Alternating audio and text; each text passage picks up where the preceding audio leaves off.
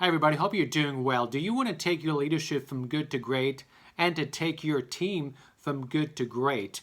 I want to add value to you and create a leadership map for you, a growth to your potential. I truly believe that every person has unique value and can grow and develop their leadership skills. Many years ago, I wish I had that someone for me as I was going from a supervisor to a manager. And I wanted to share something, a program with you that I'll give you a quick snapshot of it, kind of a sneak preview into it. It's called The 7 Habits of Highly Successful Leaders. So I'll share with you a few videos throughout the week so you can kind of tune in and see what this program is all about. If you're interested, direct message me on LinkedIn. I'd love to connect with you and add more value to your leadership growth. As I mentioned, I think that we can all work on our leadership potential. We can all work on leadership development to become a better. We owe it to the people that we lead.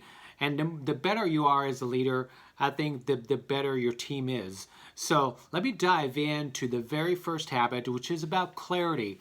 Having clarity as a leader is really important. Sometimes it takes reflection and self-awareness to get that clarity. So with clarity, I want you to take a piece of a paper and a pen and think about a couple of things.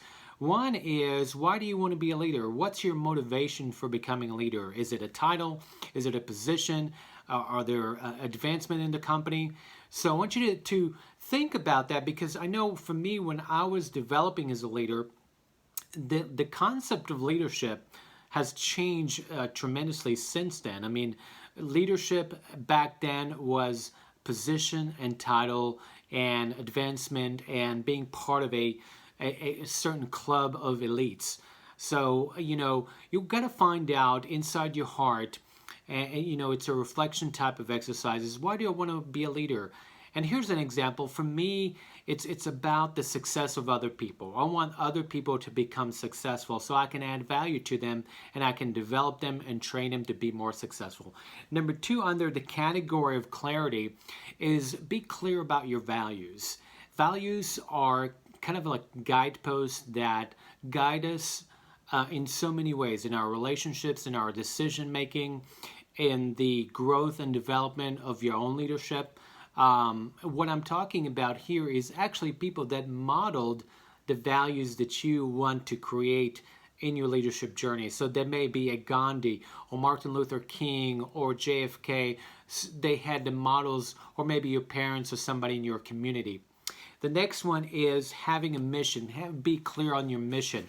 And what this is what drives you as a leader? Why do you want to accomplish things? Or what is your sort of what we call the end game? What would be success to you as a leader if you accomplish your mission? So under clarity, just think of bullet points. And I like to call it purpose plus values plus mission equals clarity.